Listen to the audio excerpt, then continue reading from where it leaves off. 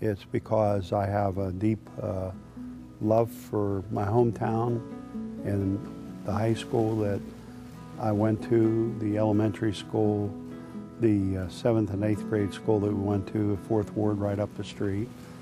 As you start to get into your 60-plus years, you start looking back deeper into that area and realize what a monumental piece of the pie that was for you. And your parents, of course, were instrumental in building you as a person, but I think the school system is what really builds you and gives you the foundation to go on to college or other levels.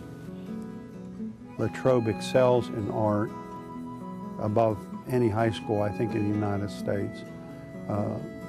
The academics are certainly high, and all you have to do is look at where the graduates have gone and the success that's been achieved by those graduates. It was a very big family, and that family strived for excellence and everything that we did, be it arts, education, or sports. It was always a team effort. It was never individuals against the world. It was the whole bunch of us. And back then when we had pep rallies, we had them in this auditorium before. They were every Friday morning before a game, and the period before lunchtime was when we would have them.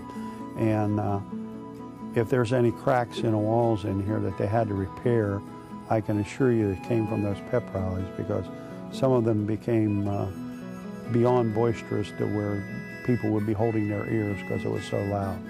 And the band was in here, the cheerleaders were up on stage, and it was really a big, big gathering. And then Friday evenings, everybody in town would walk to the stadium for the combatants. And it was same thing with basketball, same thing with wrestling, same thing with track. And again, it was a community, and a lot of people showed up to support their kids. And it's where a lot of networking was done among the families. They would see each other at sporting events. How's Sister Sue? How's your cousin? How's this? And it was a, it was a live internet back then. Little did we know. It was a way the community actually communicated with each other, was by sending messages with your kids.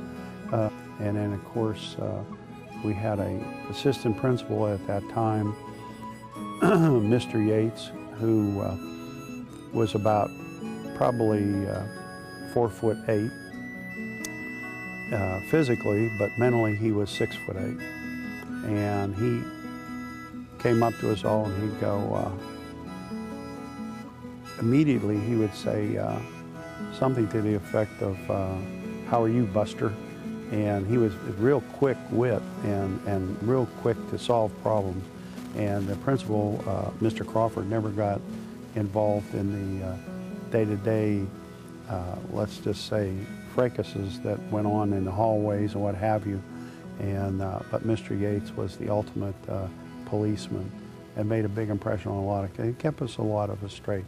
Again, back in the 50s and 60s, our stuff was mainly pranks that we were playing on each other, and there was never any malintent. But of course, every now and then something would go wrong. And he made a big impression on all of us to keep us well within line. So there was always community pride in the high school. It was the heart, and it was the center of all the activities that went on, and it seemed like so much revolved around this school. It was a great school to go to. We had great teachers, great administrators, and it all seemed to click very well. It had a very cohesive unit. And again, our parents, who many of them had lived through the Depression and then had gone off to World War II and come back, and we were the families that they were raising after the war. And so we were the kids of the best generation ever, according to Tom Brokaw, the greatest generation of all. And we didn't know that at the time. All we knew was Latrobe was a great place to live. I remember I broke my foot in 7th grade, and I was going to 4th Ward right up here, and one of my teachers, Mrs. Starr, would pick me up at my house every day, bring me to school. And then another ex-neighbor of ours, his name was Denny Anderson, had moved from North Side to right up here by the school, and his mother would have me over for lunch every day while I had this cast on my foot so that I didn't have to go all the way home, clear to North Side, which is a mile there and a mile back. With a cast, that wasn't going to work. So that's how people help people, and it was all done through the school. Everything, I didn't ask them to help me. They sought me out and said, why don't you come to our house for lunch every day? And that's kind of how the community worked back then. Everybody helped everybody out. But again, everything started and finished in this school.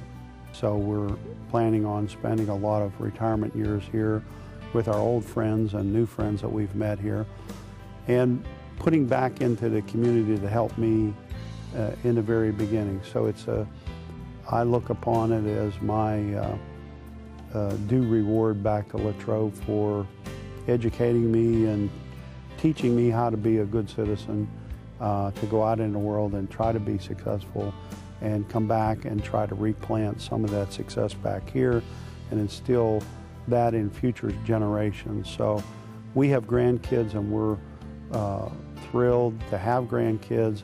And I think of the new young kids that will be going through schools here, that this program will help in the future over the next 30 years and beyond. And so that becomes very exciting, that all of a sudden you can affect and leave a legacy for generations to come.